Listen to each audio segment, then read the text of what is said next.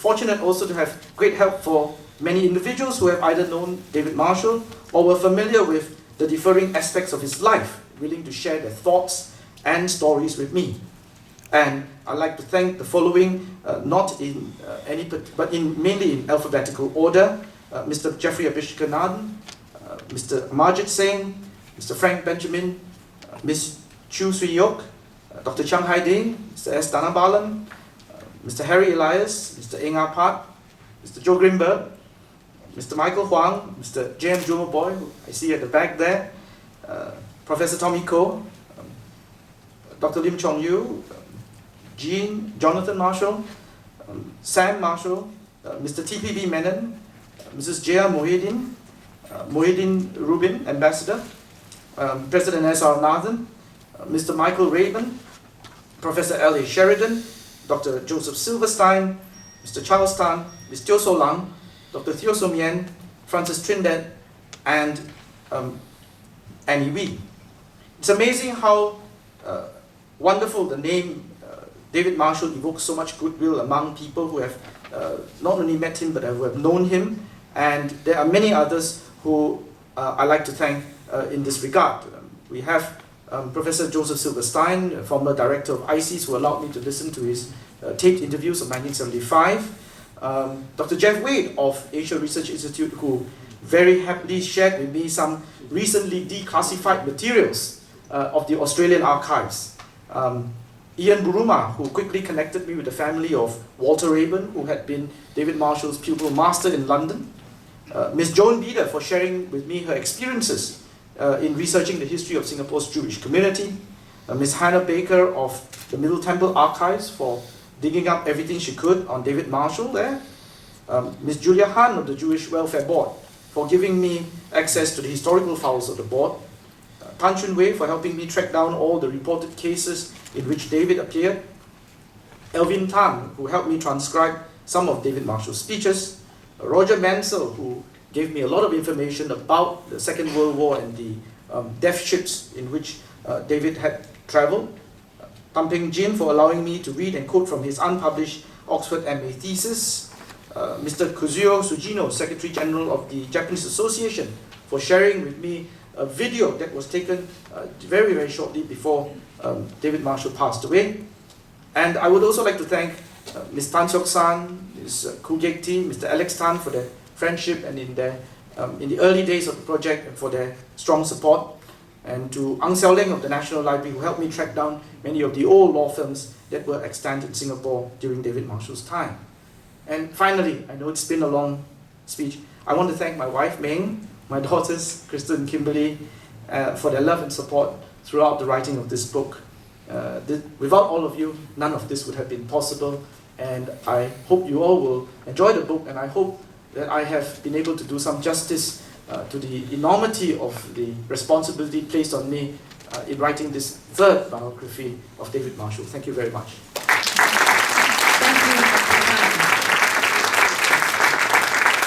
May I now invite our guest of honor, Minister Shanmugam, to deliver his address.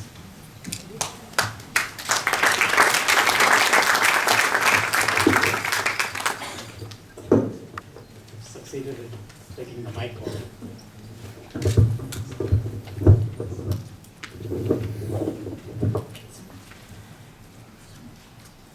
The Honorable the Chief Justice, Mr. Chan Sek Yong, Professor Wong Gung Woo, Chairman, Institute of Southeast Asian Studies, Ambassador Kesavapani, Director ICES, Dr. Varaprasad, Chief Executive, National Library Board, Mrs. Marshall, Dr. Jonathan Marshall, Excellencies, ladies and gentlemen. Thank you for inviting me here for the launch of Mr. Marshall's biography. I have an impossible task because I've been asked to say a few words about his life and achievements. I've never met him. I wasn't born when he was Chief Minister 50 years ago. I have no personal knowledge, but my views would be reflective of those of my generation and younger. Secondary knowledge, but of a great man, and even people like me have perspectives on him, and I will share those with you. Singapore has produced many exceptional heroes. Mr. David Marshall would undoubtedly be in that pantheon on any measure. Those who knew him before Singapore became a state of Malaysia need no introduction. But what did he represent? What would we remember him for? And why is he such an iconic figure? The impact of the man on Singapore is such that so many of us have heard and read so much about him. First and foremost, he was the best criminal lawyer of his time. But don't get me wrong, he was much more than a brilliant lawyer. He was too multifaceted and too brilliant to be categorized simply as a brilliant lawyer. But much of his fame came from his success at the criminal bar. And I need only quote our Chief Justice, who once said, "Mr. Marshall was undoubtedly the greatest criminal advocate that has ever graced the halls of justice in Singapore and Malaya, a giant among pygmies at the criminal bar, including the prosecutors." He gained an unparalleled reputation, and the enduring myth grew that Marshall never loses. Two aspects stand out in my mind, or come to mind as I was thinking about this. First, of course, as a young boy reading in the Straits Times serialization of Mr. Marshall's cases, reading about the Nonis case and shaking my head wondering how in the world did Mr. Marshall succeed.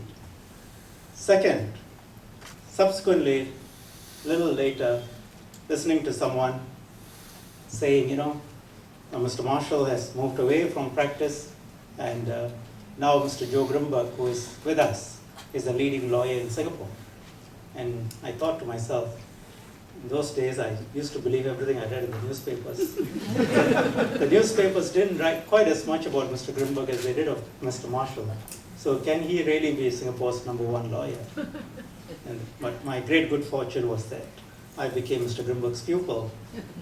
The second thought I had is, did one have to be Jewish to be Singapore's #1 lawyer?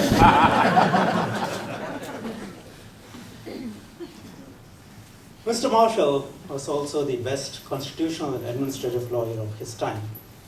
I'm told that he had a great respect for the judges, even though they often ruled against him in this area, a quality that less eminent lawyers could usefully develop. As a lawyer, he was like the sun. The various parts of the legal system revolved around him like planets. His larger-than-life personality and achievements almost overshadowed the system. But he was not just a brilliant lawyer. Fundamentally, he was a humanist, a man with a heart. He championed the rights of the common man. He was a man of justice, not arcane, rule-bound justice, but justice that worked for the man in the street. He was born into an Orthodox Jewish family of Iraqi ancestry in the turn of century Singapore. He was the eldest son of 6 children. He became profoundly influenced by Judaism's stress on social justice and quickly acquired qualities that became his abiding hallmarks: humanitarianism, compassion, generosity. He was also a politician. He had a brilliant trajectory, but he was a shooting star in the political firmament rather than a permanent sun. He led the Labour Front. His dramatic speeches and fiery rhetoric aroused the interest of many during the elections. He became the first elected Chief Minister of Singapore. But his tenure was short, just 14 months. Perhaps his ability to deal with the realities of politics did not match his idealism and his brilliant rhetorical skills. He was also a patriot of Singapore. As Chief Minister, he fought for the independence of Singapore. He fired the imagination of a whole generation of post-war nationalists. He did not succeed because the British were not ready to move on that point, but he became a household name in Singapore. I recall an anecdote that stuck in my mind reading about him. The British did not give him an office, and so and they gave him some corner space to sit. So he put up his office under a tree in town. Testimony to both how the British viewed the colonies and Mr. Marshall's indomitable spirit and flair for the theatrical effect. In 1978, he was offered the post of ambassador to France by the then Foreign Minister, Mr. Rajaratnam. Denying that accepting the post compromised his political views, he said, "As an old man, I'm 70, whose absolute loyalty is to Singapore, I will not run away from the chance to serve my country." He went on to serve Singapore as an ambassador to France, Portugal, Spain, and Switzerland